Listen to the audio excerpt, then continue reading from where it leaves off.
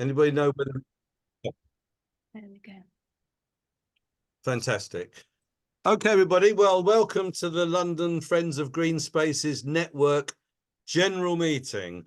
We're the network for all the friends groups in London. There's about 1,000 friends groups. We have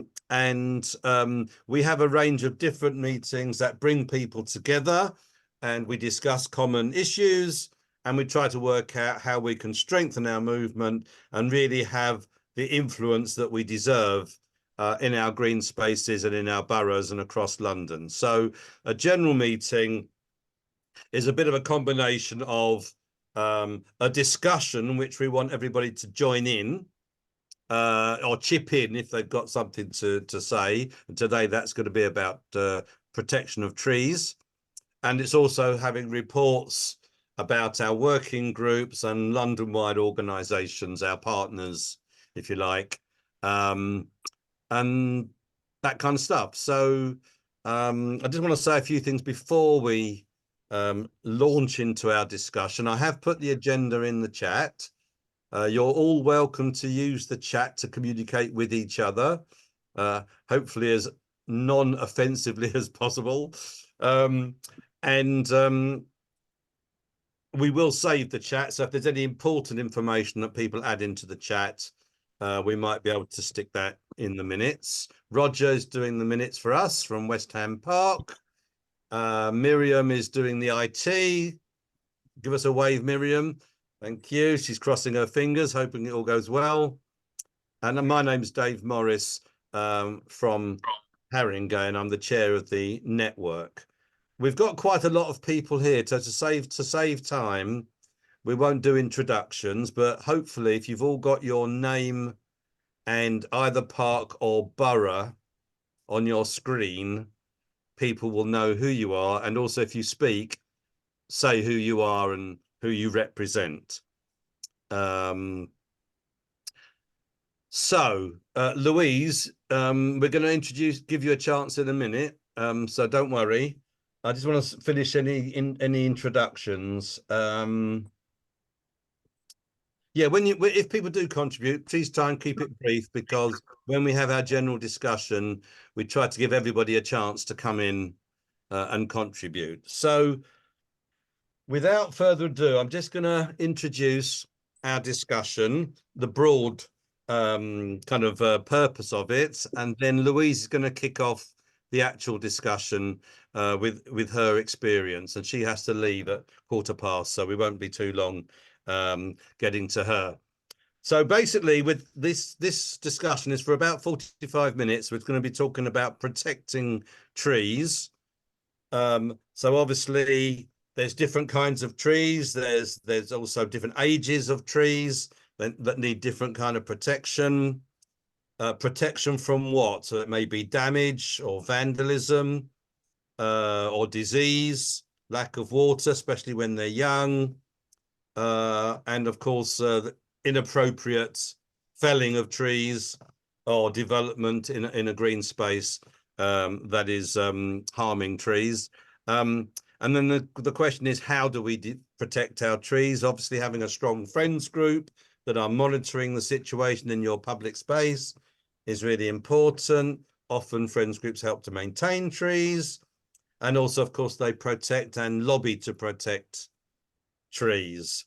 Maintenance can be watering, pruning, crown lifting, and also lobbying for good policies on a borough level, site level and a borough level. So those are kind of overview. I'm sure there's lots of other issues to do with protecting trees, but without further ado, Louise, Friends of Finsbury Park. Hi, everyone. I'll be very brief, just because I've got another meeting, so I can only just drop in. But I just wanted to inform you of a campaign we started last year, particularly in the north side of Finsbury Park, where there's a festival held by Crank Brothers. It's been going for 4 years, but it started small. It started at 3,000 and it's now gone up to 10,000, and they're now extending the number of days they want. the thing is, they wanted the kind of forest vibe. So they wanted the most wooded area of the park, but it's also the most nature-rich part of the park. The south side of the park being quite depleted already due to overuse from festivals. It's used as kind of a sacrifice zone, if you like, on the south side. But the problem we have in Finsbury Park is the festivals are spreading.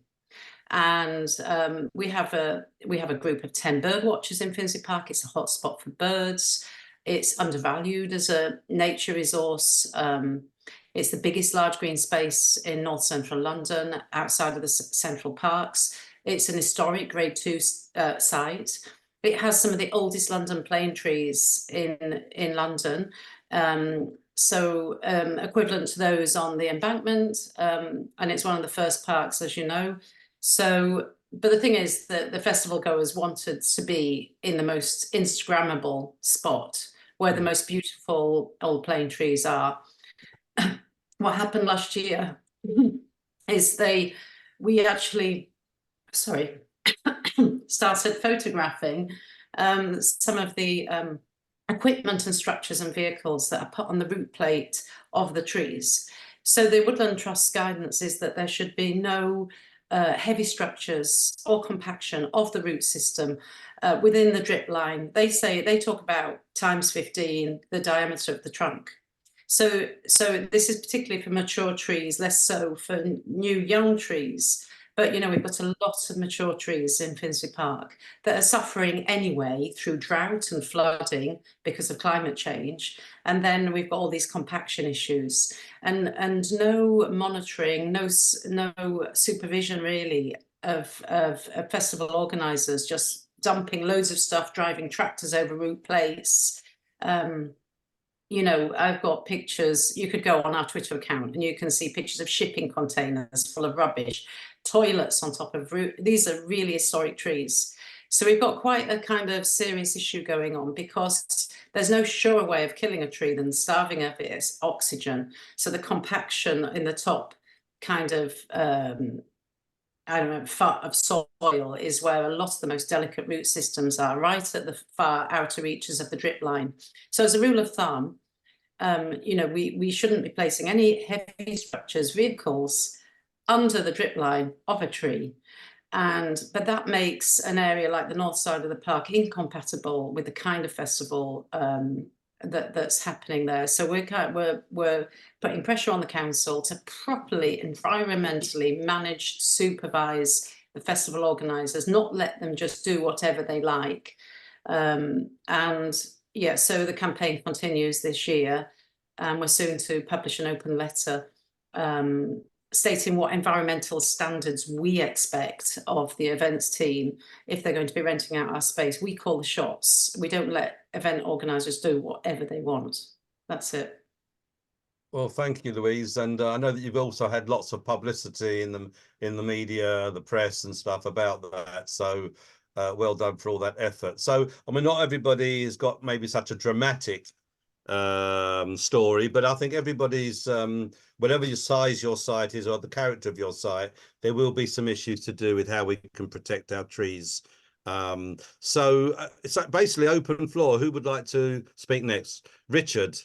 Do you have a tree survey before events? Because one of the issues we have. No, so good question. Sorry, can I just finish what I was going to say? Yeah. We have an issue. We have an issue with the tree survey that's done before the events.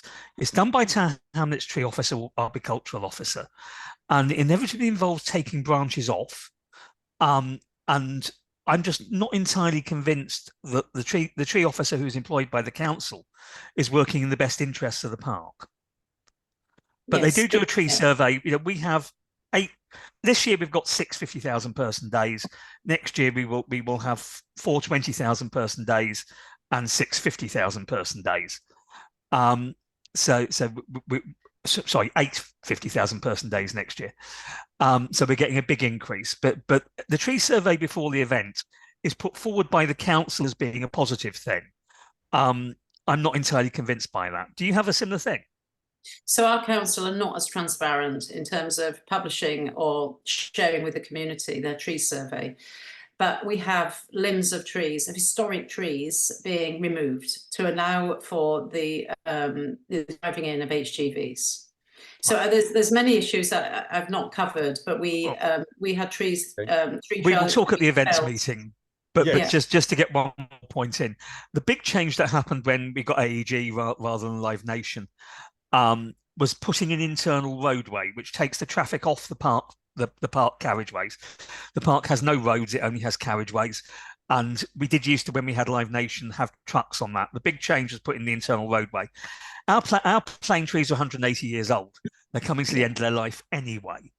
And the worry is they drop branches. So that's why they take them off. Thank you. That's great. And we will hear about the commercial events working group a bit later on. Yeah. Can I? Yeah, sorry. Can I say, Dave, that the London plane trees can live a lot longer than that, and I think the oldest ones in London are in is it Gloucester Place, I think. But you know, so there are much older London plane trees. So ours have got Massari, because I think we just haven't looked after them properly.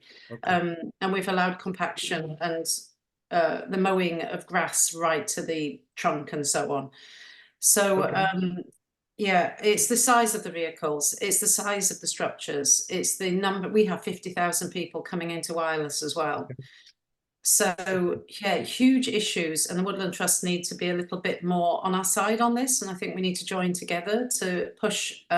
If we actually properly cordoned off trees, then people and structures and so on couldn't be placed on there. So that's what we're looking for this year, more cordoning off of trees. We'll see you at the events meeting next week. Yeah, there's a commercial events meeting, and Richard will explain about that working group a bit later on. So anybody else want to talk about their local green space and some of the issues that you might have in terms of protecting your trees? You might have to put a yellow hand up or put your video on and wave your hand furiously around. Who wants to go next?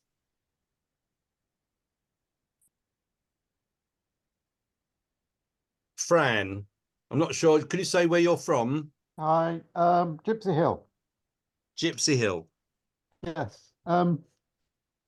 It's flagging up an issue when there are tree works. We had a planning application to do a series of tree works due to safety, and the requirement that the planning application was approved, but there was no details of how the work should be done. So when there was no assessment of the wildlife in the trees before the work was done. So there's a grey area between a planning application for a range of trees to be felled, and then how it's implemented is left for, in our case, the park, the operator of the space in the park. So it's just flagging up that whenever you get tree works, follow up with the operator of the land, whether the trust or the council, to see how they will implement the works to make sure there aren't any nesting birds or other ecological or habitat issues before the works takes place. Thank you for that. Anna from Grove Farm in Ealing. I think Miriam was before me, if she wants to. It's okay, go ahead. Okay, Oh, thank you. I was just wondering, we were advised that we should get a tree protection order on a really large wild service tree that we have in our park. And we were told that we had to do that through contacting the tree officers in our council, but we can't ever, we've gone through the formal channels. We can't ever seem to get any response from them. We've tried to go through our parks director, we've tried to go through our ranger. I was just wondering if I had any advice on how we could try and push for our tree protection order when we don't get any response from anyone in the council. Okay, well, somebody might come back with some ideas or something that they've achieved, how they've achieved tree protection orders. That would be good. And then it'll be Suzanne from Brent afterwards. Sorry, this is about tree protection orders. We work with Brent Friends of the Earth, and we've invited the tree officer to come and give a talk, and indeed she has. And in that was the main subject, tree protection orders. What she warned us of, because she's worked in other boroughs as well and outside of London, is that councils can be quite reticent to do tree protection orders within their parks. They are more likely to do it on verges or traffic islands where there's no danger of branches dropping. That doesn't mean to say that you can't try and push for it, because we still are. But what you can press for is that what Brent has said, well, we try to treat our parks trees as if they have some form of tree protection order on them. And you want that kind of built into a tree strategy, which is what the tree officer is working on at the moment. And we are trying to have some input for the new tree strategy, which was originally created in 2017. So we're updating it. So it's looking at your tree strategy, trying to get a dialogue somehow, and maybe not asking for TPO, put another question forward that you'd like to discuss tree management in the park, and come at it that way. And then when you've got a dialogue, start to try and work on greater protections from within the actual park. It depends on the park, it depends on the situation. If it's a very ornamental area, they might be with not a lot of footfall, they might be quite positive about it. There are problems to do with risk and risk management, high winds, climate change, and a TPO, which means that they have to go to great lengths before moving a branch, etc., and it can put some problems in tree maintenance. So that's why parks departments are a bit averse to putting on TPOs within parks. But again, it depends on the location. I hope that's of some help. Yeah, that's really helpful. Thank you so much. Just to say, in our situation, it's a bit complicated because this land is actually leased by David Lloyd. So that's why we're a bit more concerned about the tree, because they might want to rent out the land to someone else. And at some point, they might decide to get rid of the tree. I mean, the thing that for Brent, obviously having an active forum means that you can, as groups in one borough, communicate with the tree officer, get them to come to the meeting. Whereas if you haven't got a forum in your borough, you really need to create one urgently and get all the groups working together, and then you're able to, communicate with the council much more easily. I'm not saying it's necessarily easy, but it's much easier if you've got an active forum. And I'd say network with Friends of the Earth groups. If you need to get in touch with us to find out if you have got one active in your area, I'm happy for Dave or to pass up my email in the chat box. Yeah, if anybody wants to, take things further, you can put in the chat function what information you want, or you could put your own email in if people are able to contact you or whatever. I'll do that now. Okay. Fantastic. That makes sense. So Miriam, we've been waiting for you for ages. So yeah, I'd just like to make 2 points. One is we're very lucky in Islington that the council has a policy of replacing all street and park trees as they come to the end of their lifetimes, or as they need works doing, and that our trees are surveyed on a 3-year cycle. The other point I'd like to make is that my park, Caledonian Park, which is Islington's second largest park and has 3 probably hectares of woodland, is beginning to struggle with overcrowding, drought, and we think dogs. We have had very good numbers of extra trees put in over the last 10 years because of some nearby building work. But we think we've lost several, and we're becoming very concerned about the effects of dog urine on our park trees. and we're not sure what to do about it, and we'd welcome advice. The other thing we're finding is that as trees get established, maybe 10 or 20 years old, they're dying back, struggling for light, damage to roots, children playing in the woodland, school groups and so on. So we're getting a lot of erosion of our woodland floor. And we're trying to cordon off areas on a cycle, but it's early days yet. I wondered whether other people's trees are suffering from footfall and dogs particularly, and if anyone's seen anything or knows what to do about it. Right. Well, if anyone wants to come back on that, that would be helpful.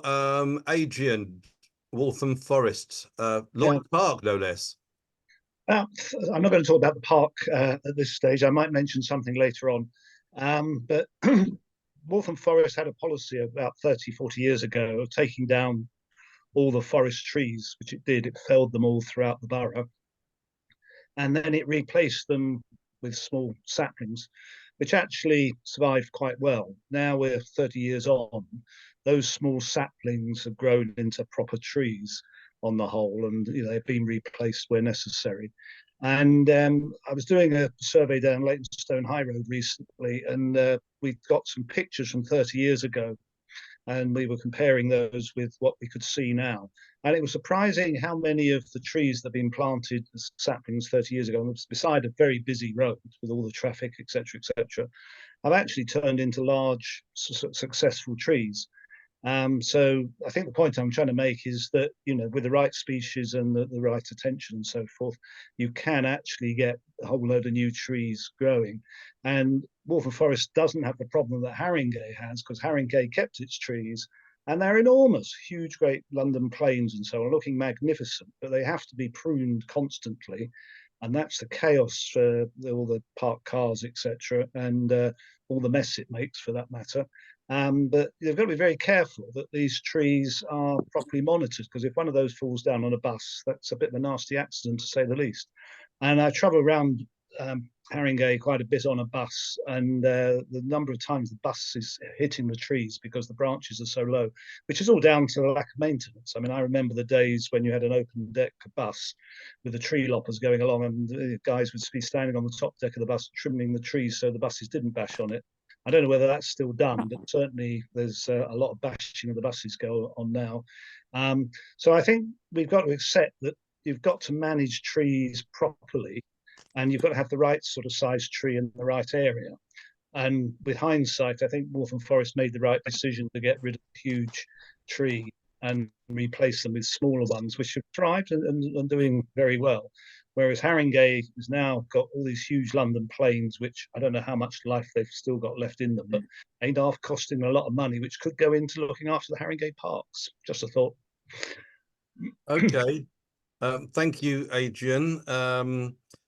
Yeah, could I just say that Jane, who used to be involved with the tree warden group in Merton, has sent a detailed thoughts on looking after trees, which is very long. Well, it's 2 sides of A4, but Roger, who's taking the minutes, maybe we can just append it to the minutes rather than me read out the key points in it, because it's quite a good overview. And it does mean that obviously having a tree wardens group in your borough, they're not just concerned with parks, but they're also concerned with street trees.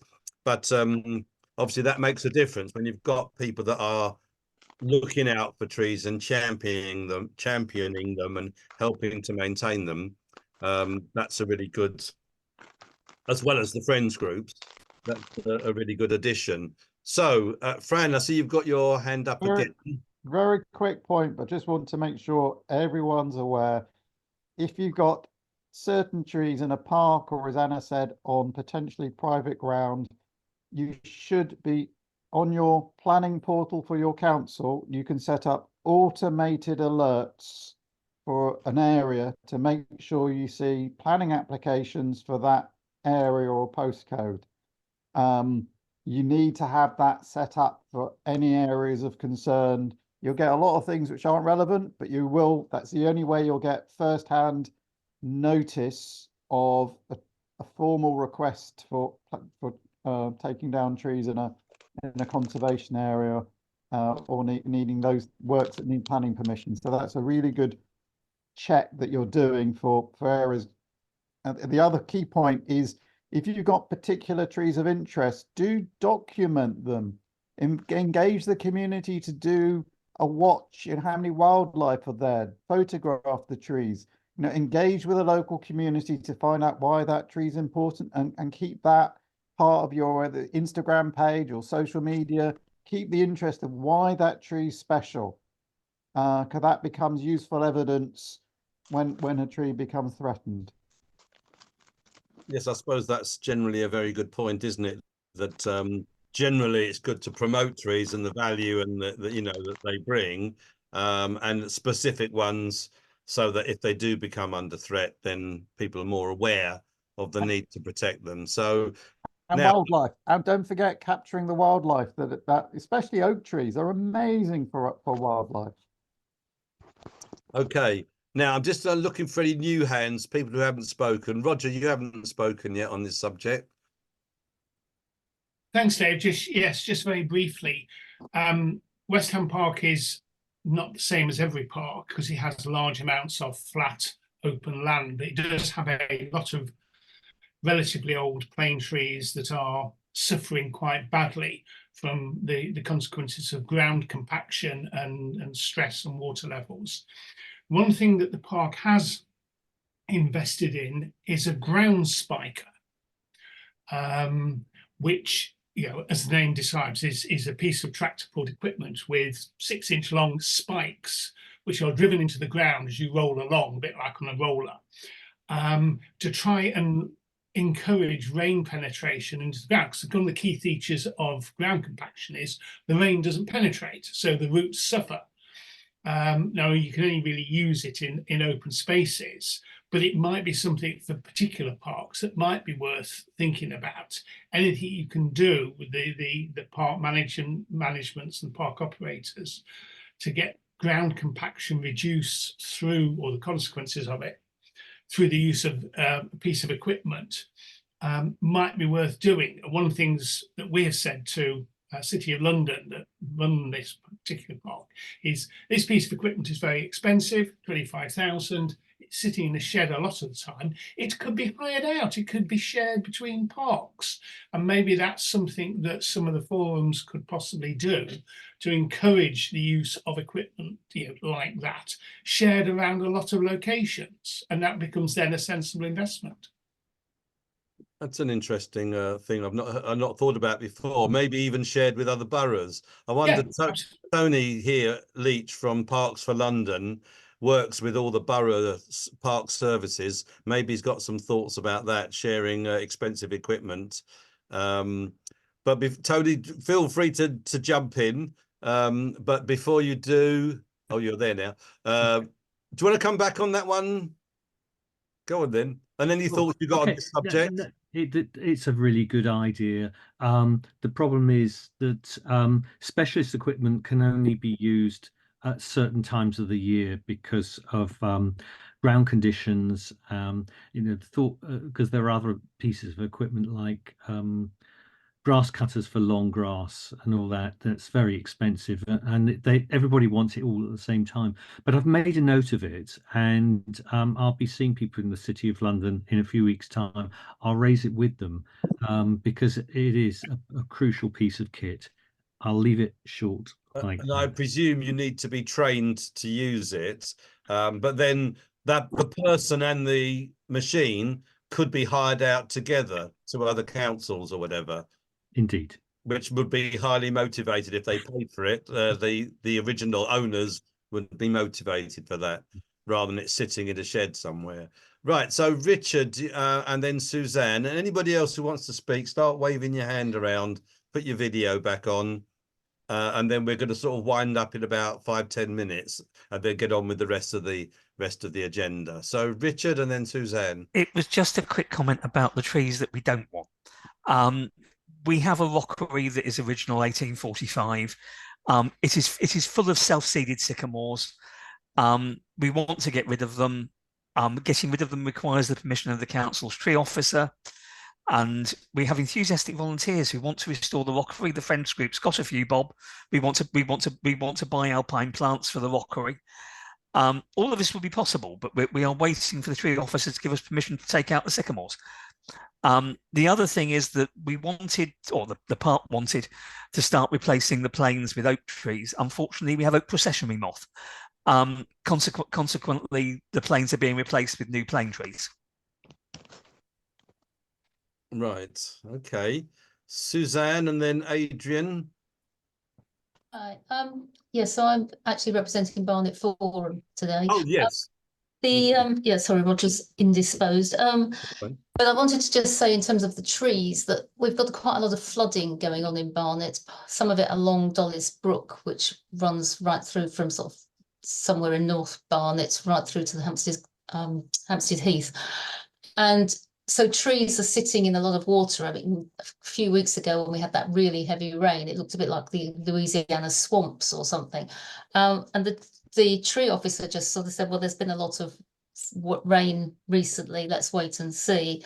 But I was interested, Richard put something here, very drained, vertical. And I just wondered in sort of 10 seconds or so, or maybe in the minutes as a separate note, could somebody say something about that? But I thought also worth recording that there's a lot of flooding across the borough, and it's having an impact not just on the trees but also on the sort of flora underneath as well. The vertical drainage that we have is done because the Lido field, which is the field, this is the entrance to the event thing and the back and some of the backstage for the events, has a old Lido that has been filled with rubble. Then it has the fish poo from 160 years when the lake was whatever it is, the lake was refurbished. So the soil on the area is very friable. So that got verti-drained and they've covered it over to everywhere that's compacted. The park uses the same firm as the Royal Park uses for clearing up after events. They bring in a machine and it literally drills holes down on a regular basis. I think they're about 18 inches deep. And it goes over the entire area that's used for commercial events. Okay. I mean, the other thing is that they've built I think it was a Boris Johnson scheme to build a cycle path, and of course, so that's also stops the water from draining into the brook because it's created a tarred path, which has helped. Okay. So Adrian, do you want to come back? You're muted. Yeah, that's better. A couple of months ago, or maybe a bit longer, we had a huge eucalyptus tree in the park. It was about 20-25 meters high, and everybody admired it. It was a classic eucalyptus tree. Suddenly overnight it fell down. Luckily it was at night when nobody was around, and of course the council came in and started chopping up bits of it to move it. But the Friends put it on social media and there was an immediate reaction from everybody, it should be saved and blah blah blah, the classic thing with trees. So they started thinking, well, what could they do with it? So they persuaded the council to save the bits of wood and put them into shelter. And then they found the other day they weren't being sheltered very well. So the Friends got a tarpaulin and made sure it's all being protected. And they're making contact with a range of artists. And the plan is to try and do some works of art with these bits of eucalyptus. So it's going to be very interesting to see how the community actually gets going on this. So they're making good progress. The council's supporting them. And it could be quite an exciting project if they can find the right artists and the right finance to do it and all the rest of it. So I think it's a question of watch this space, but it was quite an impressive reaction from the community that I didn't realize people took so much notice of this tree, and clearly they loved it and wanted it preserved in some way. I mean, I think that also I know Haringey definitely got a policy of leaving fallen trees on the ground or cutting them up and leaving them nearby in order to protect the biodiversity, the wildlife in that tree. So I presume most councils have that policy. I might be wrong, but that's certainly a policy worth fighting for. People have talked about tree strategies, that every council should have a tree strategy for their trees in public green spaces and elsewhere. So that's where you need to read your tree strategy, and obviously the councils can kind of miss out some policies if they're a bit awkward. And it's important that we know what our policies are and try and improve those policies if they need improving. So that's where you need an active forum in your borough, because one group or they're not going to listen to just one group, or different groups might have different views. But if you have a forum, you can have a collective position and try to get the policies that you need. Anyone who hasn't spoken wants to chip in? iPhone. You better say who you are and what group. You're muted, by the way. Apologies. Sorry, I've only just joined. My name's Jen, and I'm based in Islington at the Angel. And I just really wanted to follow up on what Miriam was saying. Firstly, about actually relatively good experience with Islington Tree Department. I look after a small bit of woodland at the Angel called Vincent Terrace Woods, which is down by the canal. So it's actually on the Regent's Canal, and we've got some super trees there, including a really fine horse chestnut. But I just wanted to say we're quite lucky, I think, because the council actually are quite responsive and, come in every 2 to 3 years and just assess what we're doing. The second thing I wanted to say that we're doing up in Islington is trying to actually make some progress with green corridors. So we at Vincent Terrace Woods have linked up with some of our adjoining parks, Duncan Terrace Park, Colbert Row Park, which is it's the new river coming into Islington, and then down following the canal network and down to Graham Street Park. So what we're trying to do is kind of put together a different offering for people of all the different sort of parks and the different experiences that people can have in our bit of Islington. So I just really wanted to say, as far as we're concerned, it's all been actually quite positive. Great. I want to say something that hasn't been said by anybody, but when new trees are planted, they need a lot of care and attention for the first however many years, 3 years or so. Certainly in my park, we like to have trees and more trees, and we plant most of them ourselves, but we only plant a tree if we commit to looking after it properly forever, but the first 3 years, definitely. So we tried to we actually managed whole bits of our park. We've got a very large park, Lordship Rec, 26 hectares, and we've planted about 200 trees in the last 10 years.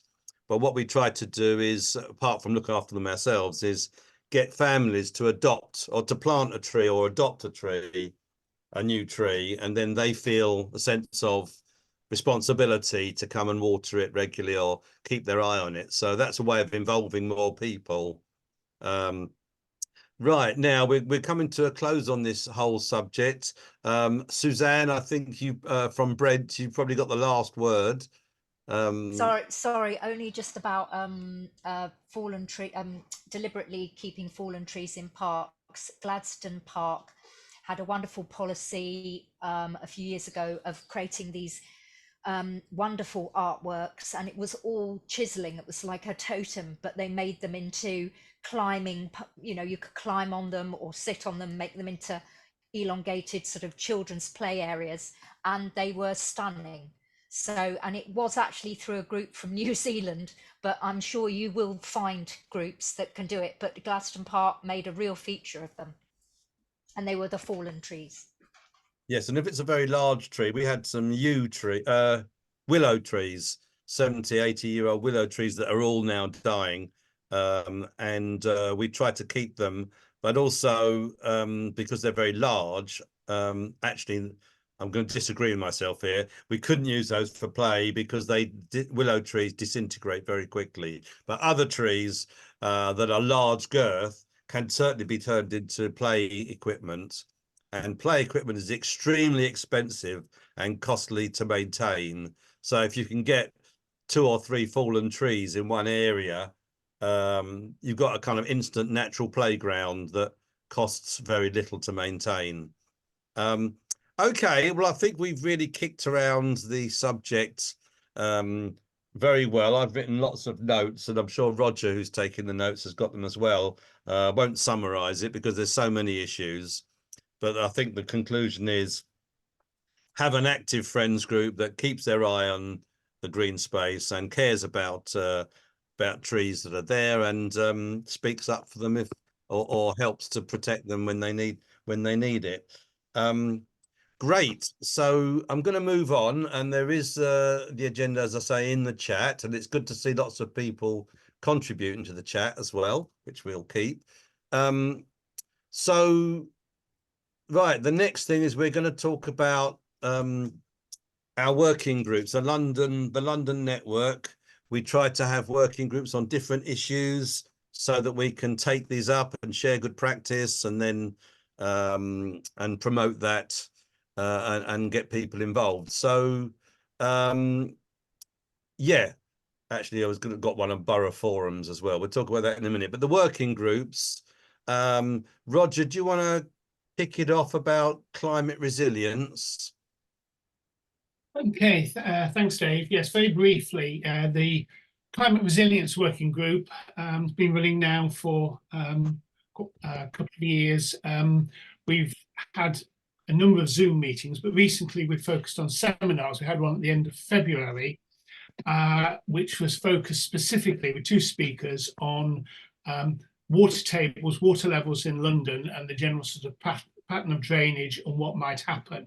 That was led by Adrian Butler at Imperial College, which was an absolute excellent presentation, very, very knowledgeable, very keen to understand how green areas and indeed blue areas in London are reacting to changes in water levels and the amount of rainfall and so on. So that was extremely interesting, and there's a lot of knowledgeable material there. If anybody is interested, we can pass on.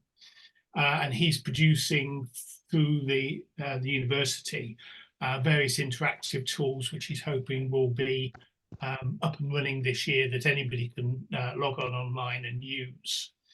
And then the second part of the webinar was about the introduction of beavers in London, particularly in Ealing.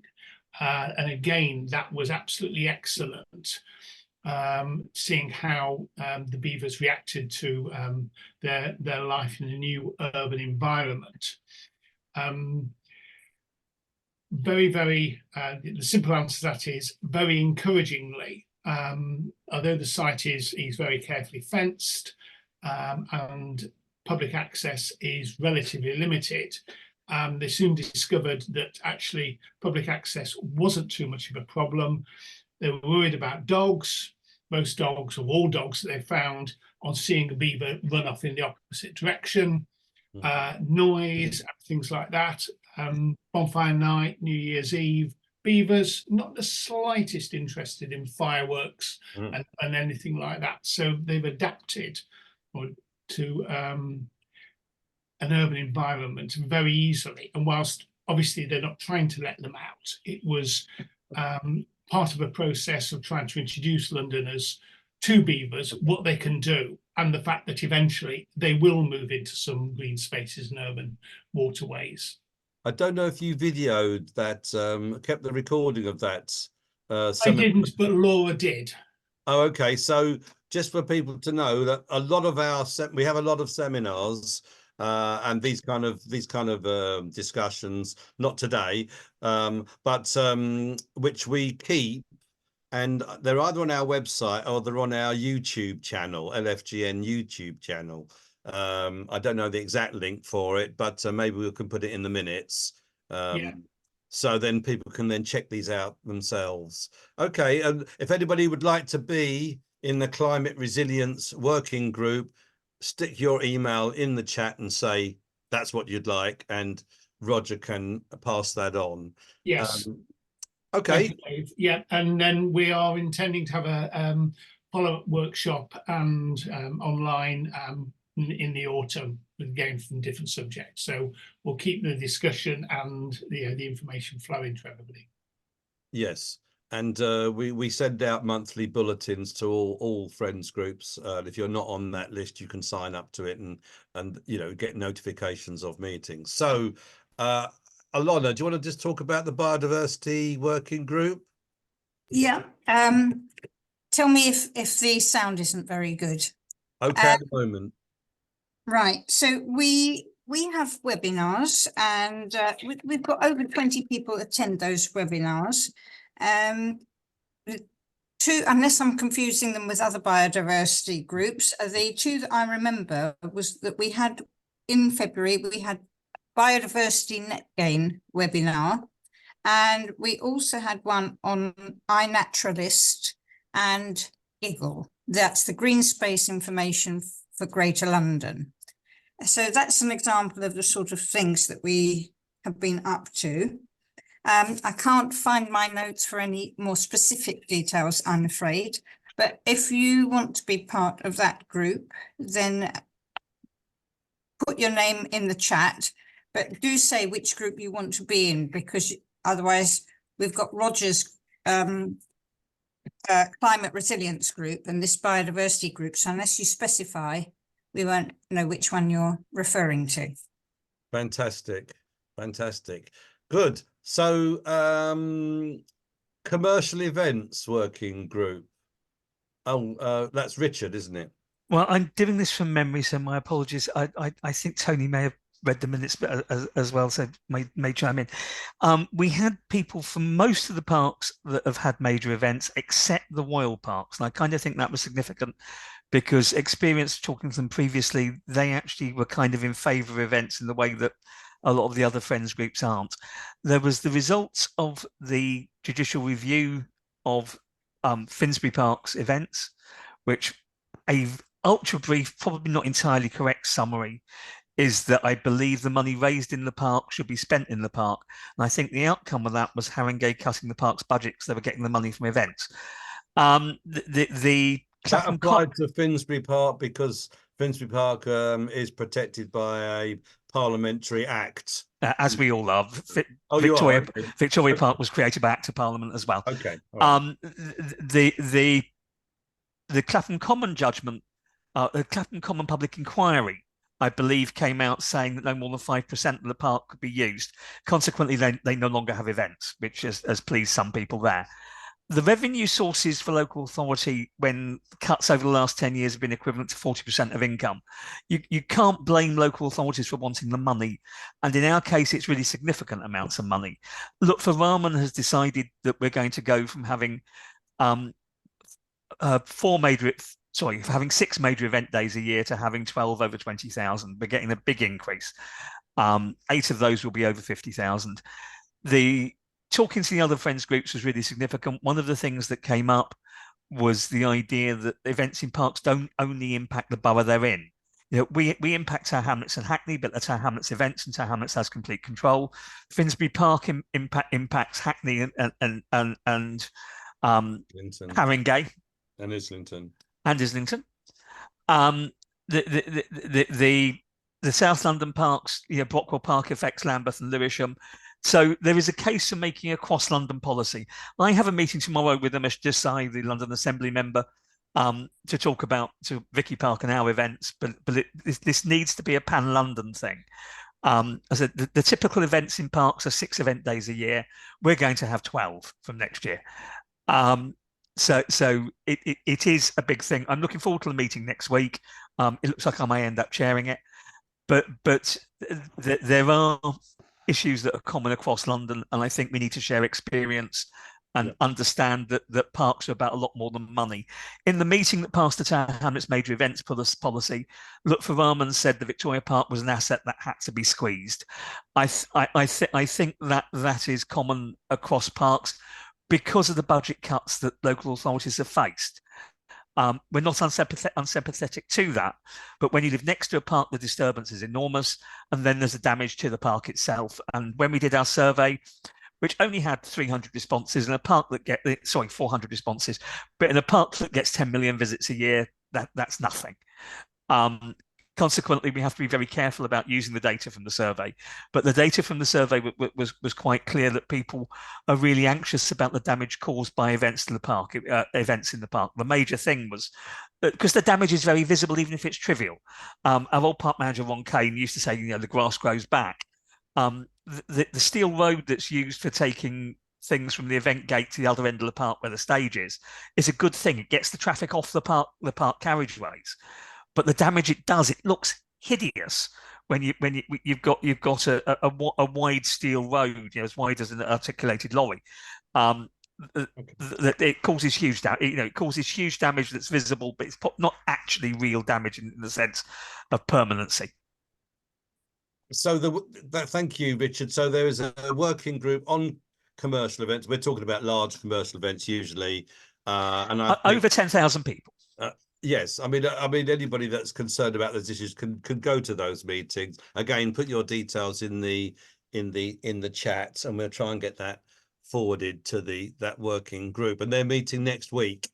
Yep. So, and as Richard says, it's good to have a kind of cross London kind of approach to this. I think that going forward, what is going to make a significant difference is I said I'm meeting most of the say tomorrow.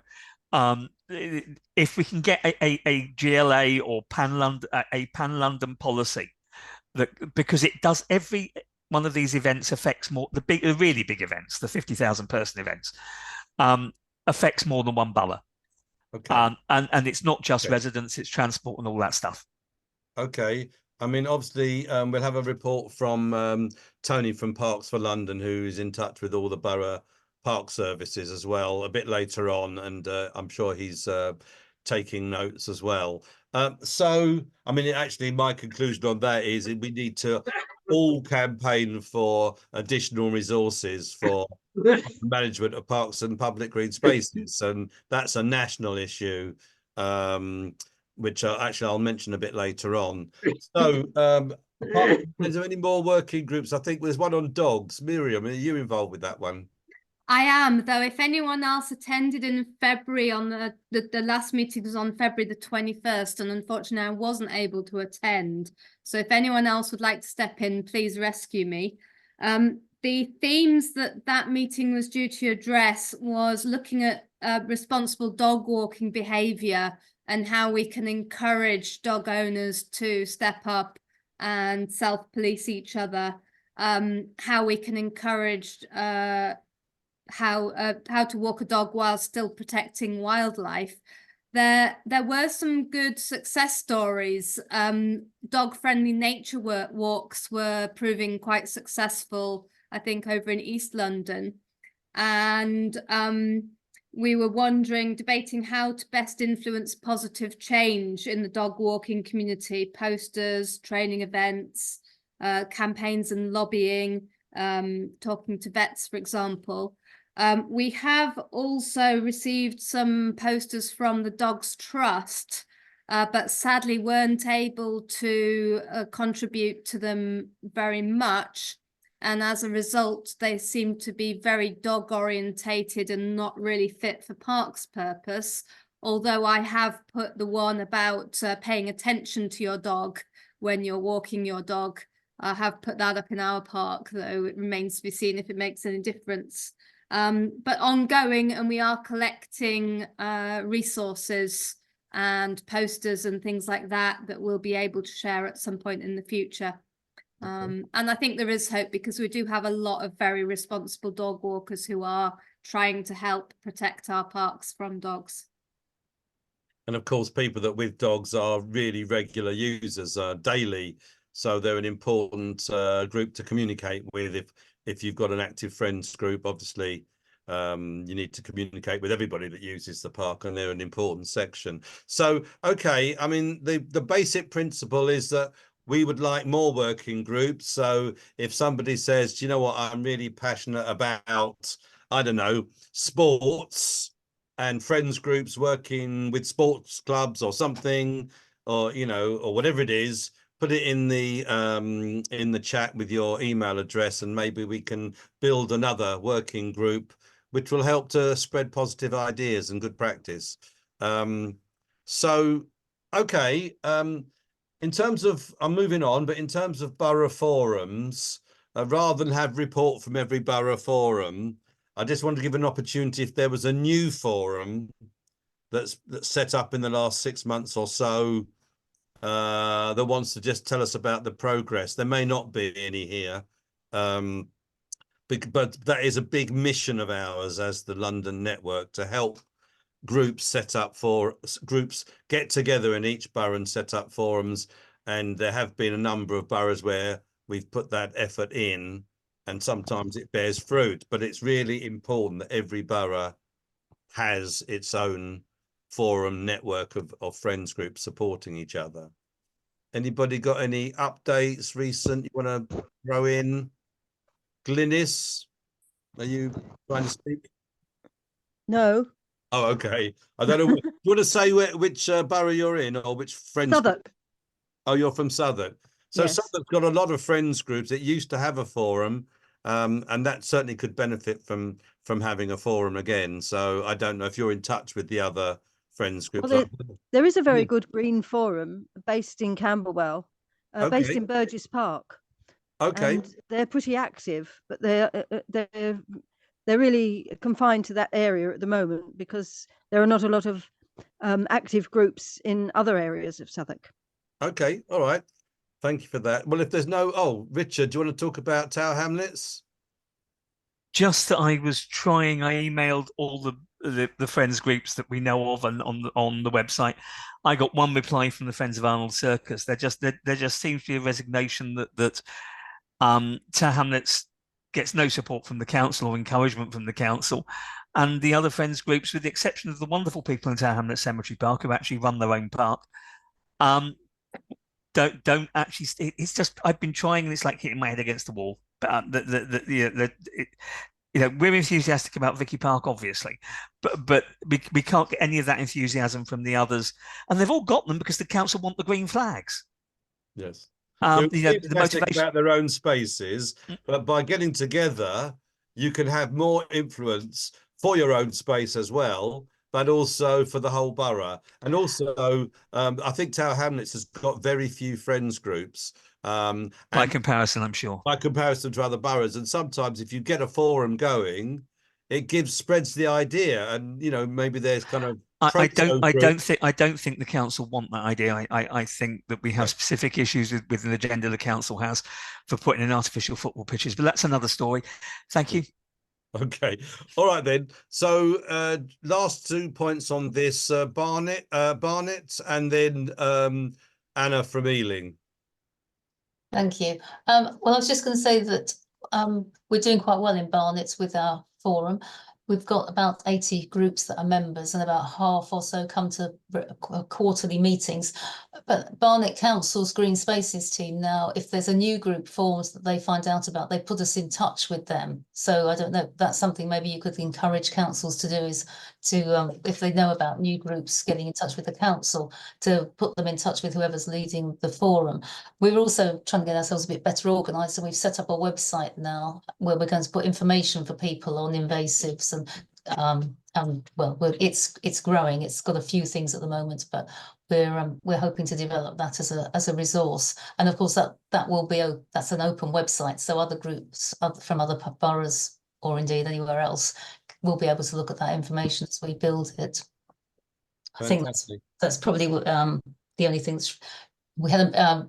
And so the chair and I had a meeting with the Green Spaces team yesterday, and it lasted about an hour and a half. So they're very responsive to having the forum, and they come to the meetings. It's run by us. It's not set up by the council. It's set up by one of the friends groups, and they come to the meetings at our invitation and update us on work that's going on, and people can raise their issues. And I think everybody thinks it's going quite well.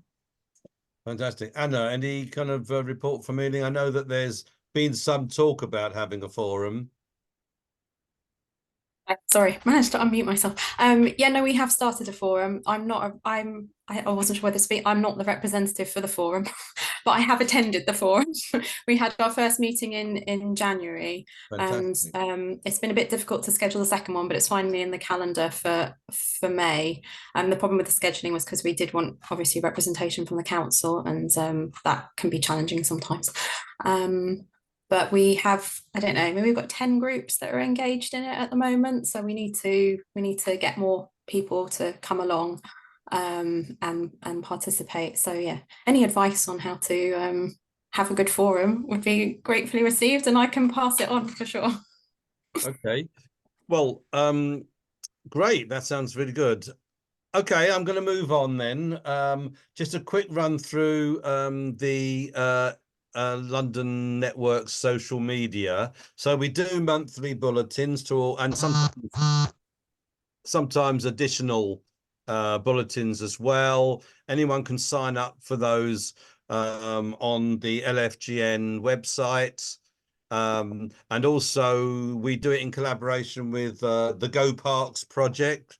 The Go Parks manage a London-wide website which is got every public green space, I think, or every recognised public green space on it, and every friends group can have a page for themselves attached to that green space on that map. So do check Go Parks out as well and sign up for the bulletins. You can sign up for both of them, the Go Parks and the LFGN bulletins, and most of them are merged, so you shouldn't get repeat ones. Apart from that, we have a fairly lively Facebook page. Check it out, which you can join, and then it's not really managed. It's although people keep their eye on it, but it's a self-managed Facebook page. Our website, lfgn.org.uk, you can check it out. There's a lot of stuff on there. We are trying to reorganize it a little bit so it's a bit clearer where everything is. Adrian, who's I can see here, is involved with that. Adrian, do you want to say anything about the website? No, we're looking at possibilities, but so far we haven't actually decided the way forward. So it's a work in progress, I think. In progress. Okay. I think we have Twitter, which I never see because I'm not on Twitter or X. But anyway, check it out and see how lively it may or may not be. But okay, so now's the time to move on to our London-wide partners. There's a couple of reports from me about kind of things that we're involved with other groups. So A More Natural Capital is an alliance of a dozen London-wide environmental groups, and its focuses on elections, and it focuses on promoting green and environmental policies to all parties to make sure they put them in their manifestos, and then they carry out good policies when they're in power. And it's been quite an effective coalition. It had a hustings meeting couple of weeks ago with all the major parties sending either their candidate or a senior representative, and there was, I think, a couple of hundred people either in the room or online, and obviously we'll keep a note on all the promises that were made by those parties at that meeting. So that's the More Natural Capital Coalition. Parks for London, do you want to give us an update? Sure thing. Hello, everybody. Nice to see you all. Just a couple of things, or three things really. Our annual Good Parks for London benchmarking exercise is being carried out as we speak, and the launch will be in early October. We don't have an actual date yet, but we benchmark the boroughs against 10 criteria and report back on how they're doing. The second thing is that the Green Space Quality Manual, and I'll put the link in the chat when I've I can't talk and do that at the same time. I'll put that in. Is getting a lot of attention and is looks to be being used by more and more boroughs and independent park trusts, and we're getting a lot of interest from places outside London as well. And the final thing is that one of our action groups is looking at women's safety, and we've developed a pilot template of questions that people can use on site. It's being tested at the moment in different boroughs and different spaces, and I've got a meeting in July when people will come back together, report back on how useful or not it's been. We'll modify that, and then we'll hopefully by the end of the year be able to publish that as something that people can freely download and go and do audits of their local green space. That I'll keep it sweet and short, Dave, because I know you like that. Fantastic. Just in terms of the women's safety in green, making green spaces attractive and safe for women and girls. One of the issues that came up is, for example, multi-use games areas having 2 entrances, not just one. So it's coming up with some very practical, realizable proposals that people can adopt. So that's useful. It did strike me when you were talking that there's another assessment that's being developed, which is woodland condition assessment. And so it's basically, I think, the Wildlife Trust, London Wildlife Trust, and the conservation volunteers have been engaging with friends groups who help to manage woodland areas to develop a way of assessing the quality of woodlands, and also, to guide how they're maintained and managed. And actually, believe it or not, the London-wide assessment was launched or was finalised or discussed in great detail in my own park. We kind of hosted that meeting. So that's something to look out for if you help to manage a woodland. It does include things like compaction and the health of the trees and signage and different things like that. So great. And it's a self-assessment tool, so you can do the assessment yourself rather than only having to call in an expert to assess. Obviously, it's fairly basic, the ones you can do yourself, but then having done it yourself, there will be a higher grade assessment that maybe you might need expert help with. So right,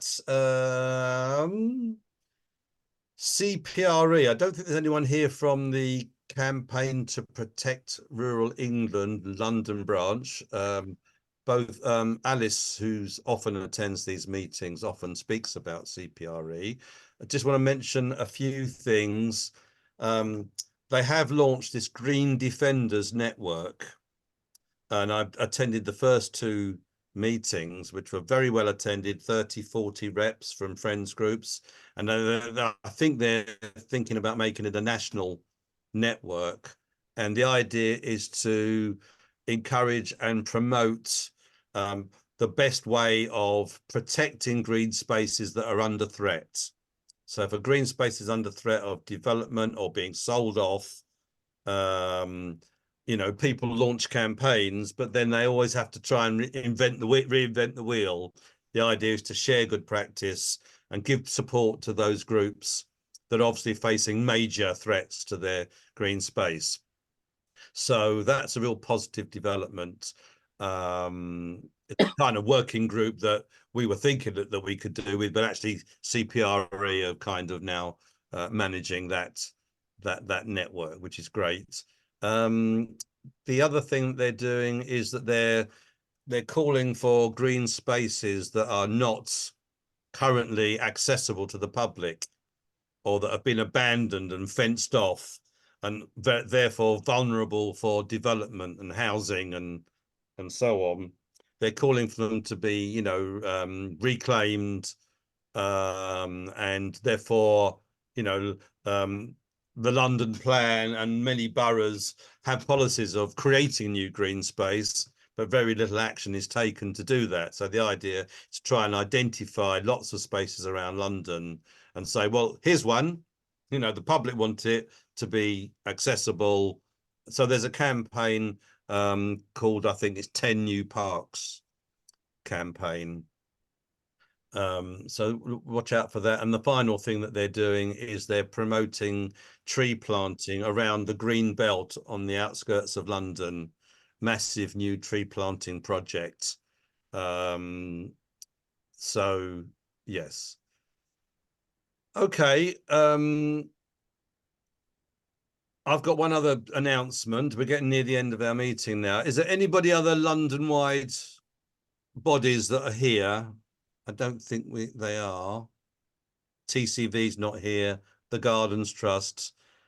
I just mentioned the Gardens Trust. They manage the annual open squares, open gardens and open squares weekend, which I've forgotten the date of. It's coming very soon, where people have access to places that usually are fenced off, like private squares in the centre of London and so on. So watch out for that. They've got all the details online now, I think, of all the spaces that you can go and visit. So right, final announcement is pretty much all of the major environmental organizations in the country are backing a national march, Protect Nature Now march, on June the 22nd. So I think it's a Saturday, June the 22nd, and tens of thousands of people are expected. And it's something which we should, I think, enthusiastically support and encourage people to support.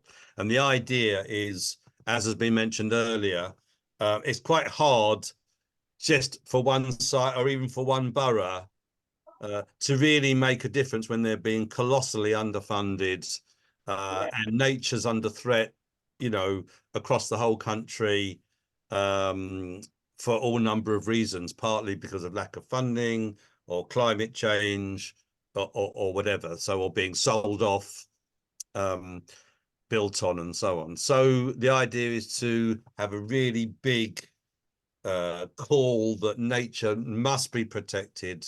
And this is something that the government needs to sit up and take notice of, and all the parties in an election year.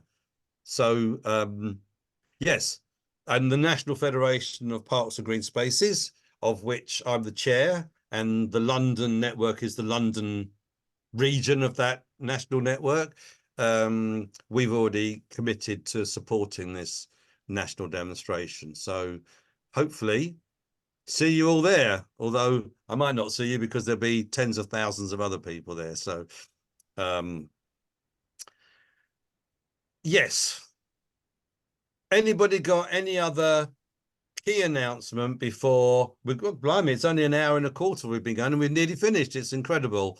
Anybody got any other, you know, final remarks they want to say, and then I'll just mention our next meeting and then we can close.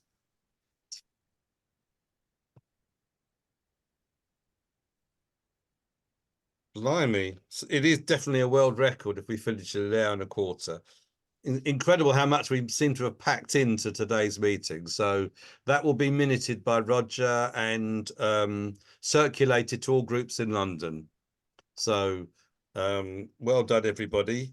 Well done for all your hard work, you know, on a weekly basis in your green spaces. So now this is where I should come up with what our next meeting is. But of course, Laura usually does that, and she's not well, so she's unable to attend. The biodiversity working group meeting, I think, is going to be on the 11th of June, 7:30, I think.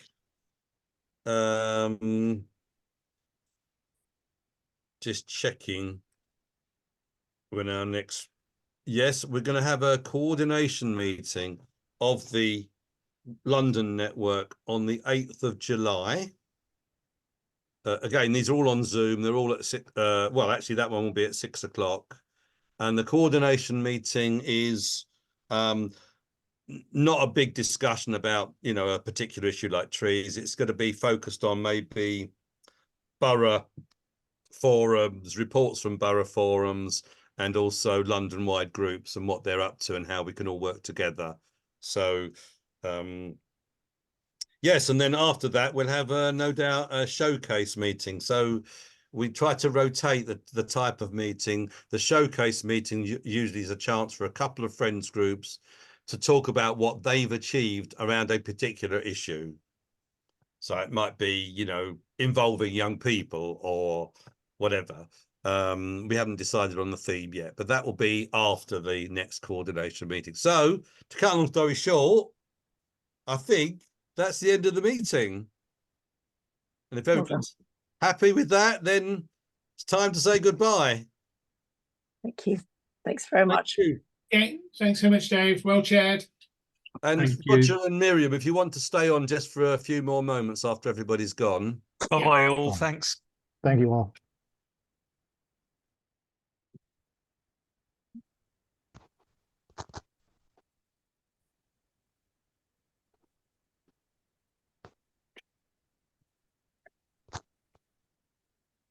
I have a quick question before I leave you to carry Go on. on then.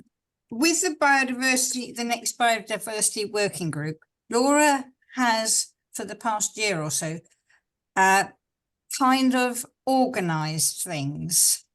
Now, obviously, at the moment she can't, so I will send an email round to the group list that I've got, and we haven't got a theme for the 11th of June, have we? I don't know, but Well, I'll check ask with Laura. Hmm? Check with Laura, and that if there's a theme that's been, or check the last minutes or something of the last meeting. if I can find them. You can As I find them said, or ask Laura. The thing is But- that unfortunately, because Laura's so good, Yeah. she's been knocking herself into the ground trying to coordinate much more than she can handle. And she's got a lot of health problems as well. So basically, she would like each working group to chair their own meetings, and then she can take part or not as she feels able. But So can I still send her emails to the CPRE email address? Or is she Yes. still working? Oh yeah, she's still working. All It's right, just okay, that that's she okay then. can't cope with the level of responsibilities. It's okay, then I will contact her. And I've got one new person from today to add to our list. Fantastic. Okay, I Have we- shall leave you to it. So, Roger, have we saved the chat? I haven't, but So Miriam is I going through. have an automatic download of that, and I will also save the chat before I leave the meeting, which I think is now in this. Here we go, chat. And if you can just email it to me. And me Yeah. as well, yeah, just for the So, record. That's brilliant. So you've got shall the I also recording. email the meeting files, the recordings to you? Would that be helpful? Or do you want to email me if you feel you need the meeting chat to clarify it, the meeting recording to You clarify? might as well anything? just send it to me, Roger, and Laura. So yeah, so if Because I Laura wants to see yeah, it as well. Laura, Roger, lovely. And I'm Have you not stopped the sure I've recording got yet? your email, Roger, but if not, then I'll mention it to Dave and he'll forward everything to you anyway. So between us, I you'll can definitely put it in get the chat if you want. Oh, that would be great. Yeah, that would be really helpful. Have you stopped the recording yet? No, not yet. Shall I stop it now? Might as well stop I it. might as well.